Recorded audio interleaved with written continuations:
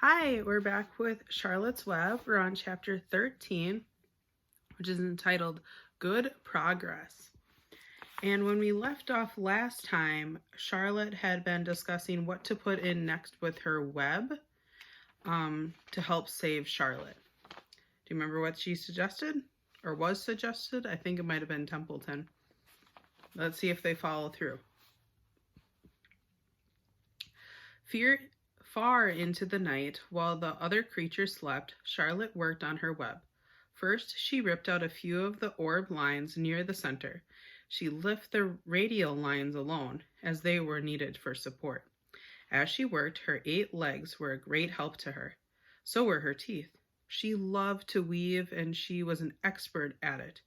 When she was finished ripping things out, her web looked something like this. Like that. So there's still some coming from the center to the outside. A spider can produce several kinds of thread. She uses a dry, tough thread for foundation lines, and she uses a sticky thread to share lines, the one that catch and hold insects. Charlotte decided to use her dry thread for wiring the new message. If I write the word terrific with sticky thread, she thought, every bug that comes along will get stuck in it and spoil the effect. Now let's see. The first letter is T. Charlotte climbed to a point at the top of the left-hand side of the web, swinging her spinnerets into position. She attached her thread and then dropped down. As she dropped, her spinning tubes went into action, and she let out thread. At the bottom, she attached the thread. This formed the upright part of the letter T. Charlotte was not satisfied, however. She climbed up and made another attachment, right next to the first. Then she carried the line down, so that she had a double line instead of a single line. It will all show up better if I make the whole thing with double lines. She climbed back up, moved over about an inch to the left, touched her spinnerets to the web, and then carried a line across to the right, forming the top of the T. She repeated this, making it double. Her 8 legs were very busy helping. Now for the E. Charlotte got so interested in her work, she began to talk to herself, as though to cheer herself on. If you had been sitting quietly in the barn cellar that evening, you would have heard something like this. Now for the R. Up we go. Attach. Descend. Pay outline. Whoa. Attach. Good. Up you go. Repeat. Attach. Descend. Pay at line. Whoa, girl. Steady now. Attach. Climb. Attach. Over to the right. Pay out line. Attach. Now right and down and swing that loop and around. Now into the left. Attach. Climb. Repeat. Okay. Easy. Keep those lines together.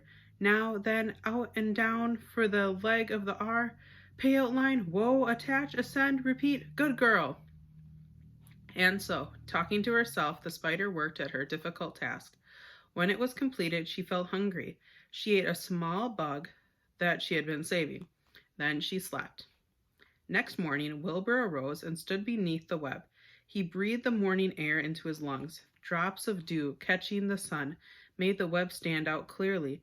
When Lurvy arrived with breakfast, there was the handsome pig, and over him, woven neatly in black letters, was the word terrific. Another miracle. Lurvy rushed and called Mr. Zuckerman. Mr. Zuckerman rushed and called Mrs. Zuckerman. Mrs. Zuckerman ran to the phone to call the Arabels. The Arabels climbed into their truck and hurried over.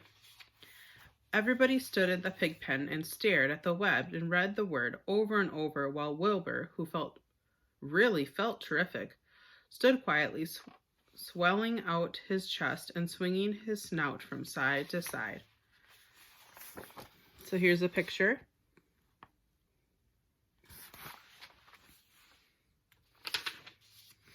Terrific, breathed Zuckerman in joyful admiration. Edith, you better phone the reporter on the Weekly Chronicle and tell him what has happened. He will want to know about this. He may want to bring a photographer. There isn't a pig in the whole state that is as terrific as our pig. The news spread. People who had journeyed to see Wilbur when he was some pig, came back again to now see that he was terrific. That afternoon, when Mr. Zuckerman went to milk the cows and clean out the tie-ups, he was still thinking about what a wonderful pig he had owned. "Lurvy," he called, "there is to be no more cow manure thrown down into the pig pen. I have a terrific pig. I want that pig to have a clean, bright straw every day for his bedding. Understand?" "Yes, sir," said Larvy. "Furthermore," said Mr. Zuckerman, "I want you to start building a crate for Wilbur. I've decided to take the pig to the county fair on September 6th. Make the crate large and paint it green with gold letters." "What will the letters say?" said Lurvy. "They should say, 'Zuckerman's famous pig.'" Lurvy picked up a pitchfork and walked away to get some clean straw. Having such an important pig was going to mean plenty of extra work. He could see that.